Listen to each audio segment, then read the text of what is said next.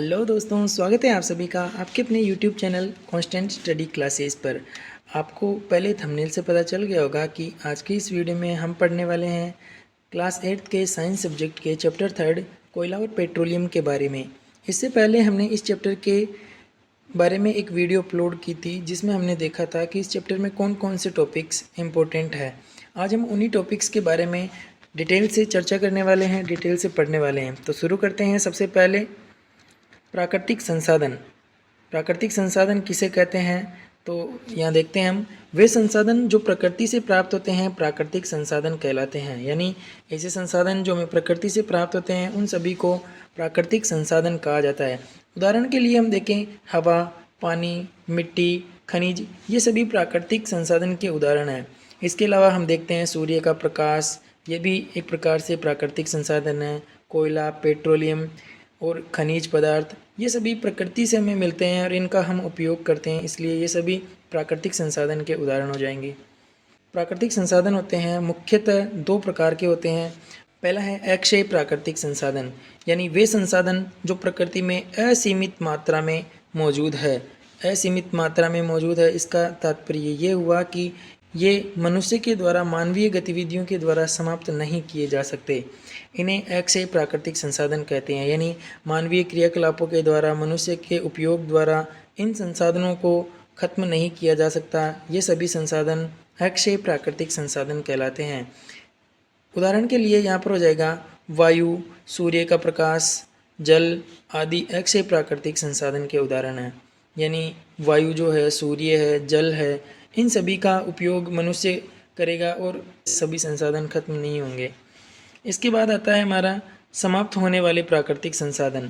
समाप्त होने वाले प्राकृतिक संसाधन किसे कहते हैं, देखिए, वे संसाधन जो प्रकृति में सीमित मात्रा में मौजूद है।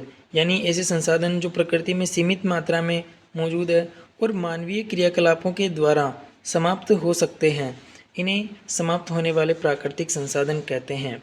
उदाहरण के लिए देखते हैं समाप्त कौन कौन सी चीज़ें हैं जो समाप्त हो सकती है। वन, वन्य जीव, खनिज, कोयला, पेट्रोलियम, प्राकृतिक गैस, ये सभी जो है मनुष्य के क्रियाकलापों के द्वारा, मानवीय उपयोगों के द्वारा समाप्त हो सकते हैं। तो ऐसे संसाधनों को समाप्त होने वाले प्राकृतिक संसाधनों में गिना गया है।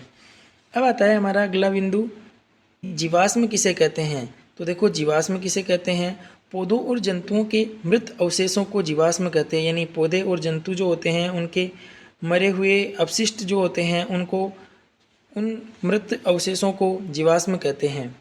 इसके बाद जीवाश्म ईंधन किसे कहते हैं, तो देखिए, जीवाश्म ईंधन क्या होता है, पौधे और मृत जीव जब मर जाते हैं, मृत हो जाते हैं, तो इनके मरने से, इनके नष्ट होने से, इनसे धीरे धीरे जो ईंधन बनता है उसे ही जीवाश्म ईंधन कहते हैं। देखो, सजीवों के मृत अवशेषों से प्राप्त कुछ समाप्त होने वाले प्राकृतिक संसाधनों को जीवाश्म ईंधन कहते हैं।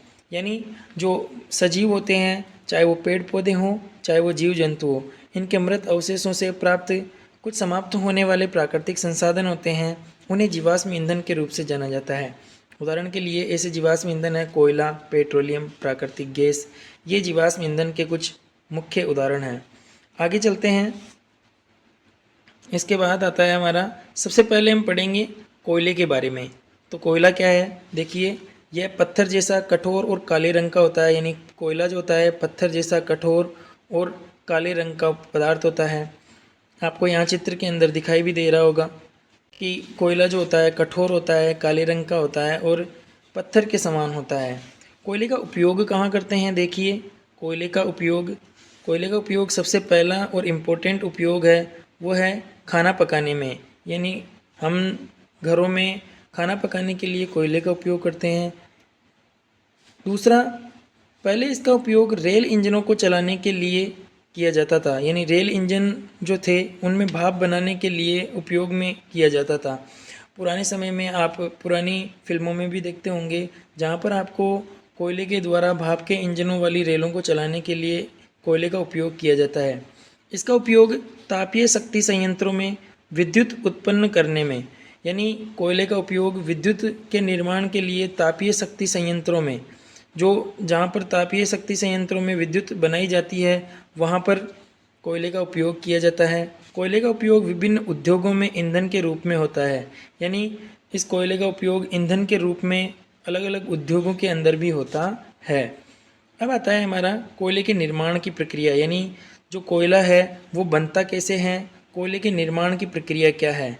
तो शुरू करते हैं हम। सबसे पहले कोयले के निर्माण में लगभग 300 मिलियन वर्षों का समय लगा।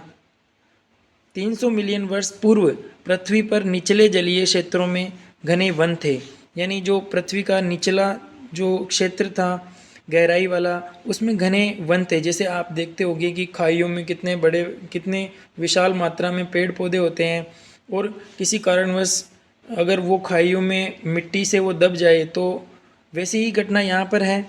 पृथ्वी पर निचले जलीय क्षेत्रों में घने वन थे। बाढ़ जैसे प्राकृतिक प्रक्रमों के कारण, यानी बाढ़ आई या फिर ऐसे कोई प्राकृतिक प्रक्रम हुए जिनके कारण ये वन मिट्टी के अंदर दब गए, मृदा के नीचे दब गए।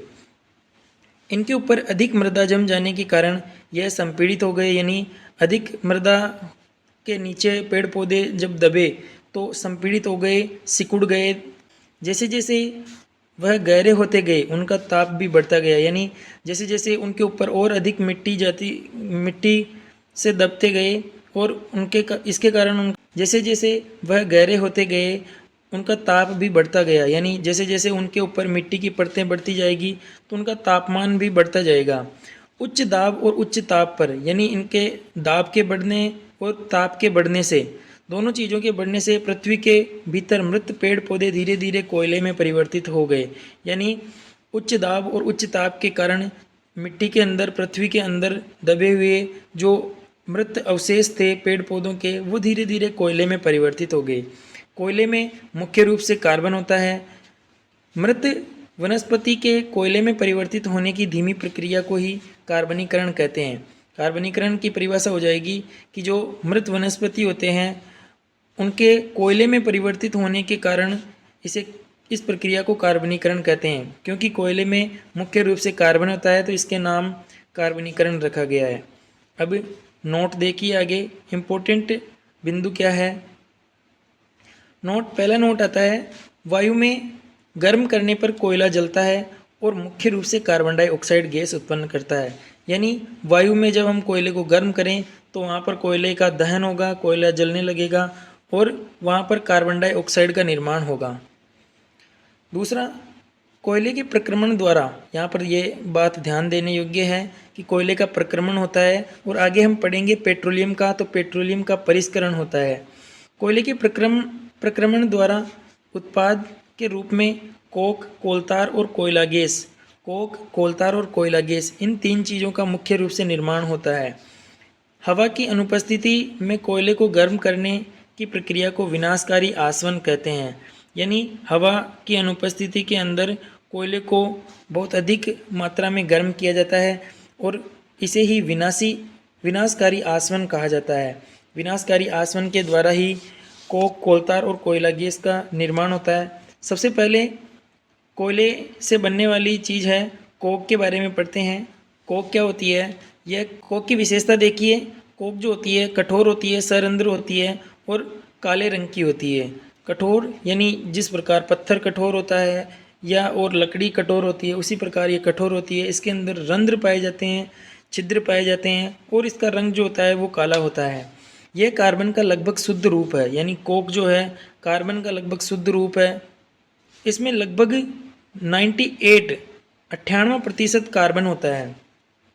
यहाँ पर चित्र की सहायता से आपको समझने में आसानी होगी कि जो कोक होती है उसके अंदर रंध्र छिद्र पाए जाते हैं और काले रंग की होती है। लगभग कार्बन का शुद्ध रूप होती है। बहुत अधिक मात्रा में 98% मात्रा में कार्बन पाया जाता है। कोक के उपयोग, तो पहला उपयोग जो है कोक का इस्पात यानी स्टील जो होती है हम काम में लेते हैं, बर्तन जो होते हैं स्टील के, उस स्टील के औद्योगिक निर्माण में यानी फैक्ट्रियों में स्टील के निर्माण में कोक का उपयोग किया जाता है। और अनेक धातुओं के निष्कर्षण में, धातुओं का निष्कर्षण क्या होता है? यानी जो मिट्टी से धातुओं के अयस्क निकाले जाते हैं, उन अयस्कों को बाद में साफ किया जाता है, निष्कर्षित किया जाता है, उनकी अशुद्धियों को उन अयस्कों से दूर किया जाता है और उन्हें शुद्ध किया जाता है। तो इसके अंदर भी कोक का उपयोग किया जाता है। धातुओं के निष्कर्षण में कोक का उपयोग किया जाता है और इस्पात यानी स्टील के औद्योगिक निर्माण में कोक का उपयोग किया जाता है। इसके बाद आता है हमारा कोलतार। दूसरा है कोलतार। कोलतार में क्या है, यह काला, गाढ़ा और तरल पदार्थ होता है। यानी हमने इससे पहले पढ़ा वो ठोस पदार्थ था, अब हम कोयले के दूसरे रूप तरल पदार्थ की बात कर रहे हैं। वो कैसा होता है, काला होता है, गाढ़ा होता है और तरल होता है। यह लगभग 200 पदार्थों का मिश्रण होता है। यहाँ पर जो कोलतार है ये लगभग 200 पदार्थों का मिश्रण होता है। और कोलतार जो है उसके उपयोग क्या हैं देखिए, तो कोलतार के उपयोग हो जाएंगे दैनिक जीवन में काम आने वाली अनेक वस्तुओं के औद्योगिक निर्माण। जैसे क्या क्या चीज़ें बनाने के लिए इसका उपयोग किया जाता है, संश्लेषित रंग, औषधि, विस्फोटक, सुगंध, प्लास्टिक, पेंट, फोटोग्राफिक सामग्री, छत निर्माण सामग्री आदि का निर्माण करने के लिए उद्योगों में कोलतार का उपयोग किया जाता है। इसके अलावा सड़क निर्माण के लिए भी पुराने समय में जो सड़कें होती थी उनको कोलतार से बनाया जाता था, जिसे हम डामर कहते हैं।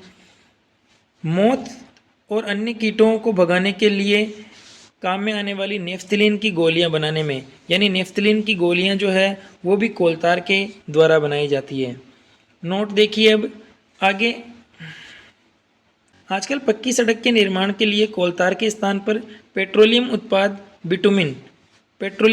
बिटुमिन का प्रयोग किया जाता है। यानी आगे हम पढ़ेंगे, अभी एक बार और आएगा आगे बिटुमिन का नाम, वहाँ पर हम देखेंगे कि जो बिटुमिन होता है उसका उपयोग पक्की सड़कों के निर्माण के लिए किया जाने लगा है।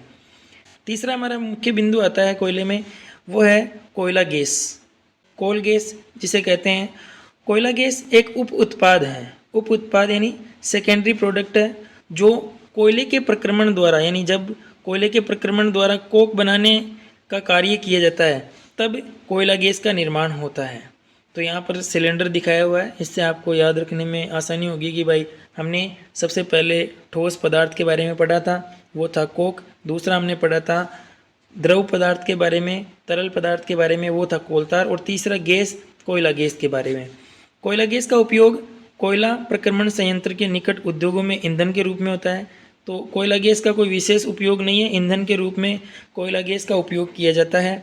और जहाँ पर कोयले के प्रक्रमण का कार्य किया जाता है उसके निकट के उद्योगों में इसे ईंधन के रूप में काम में लेते हैं। कुछ इंपॉर्टेंट तथ्य देखिए नोट में। लंदन में 1810 ईस्वी में और न्यूयॉर्क में 1820 ईस्वी के आसपास कोयला गैस का उपयोग सर्वप्रथम सड़कों पर रोशनी के लिए किया गया था। यानी उस समय जो कोयला गैस का उपयोग है वो प्रथम बार रोशनी के लिए किया गया था, सड़कों पर उजाले के लिए किया गया था।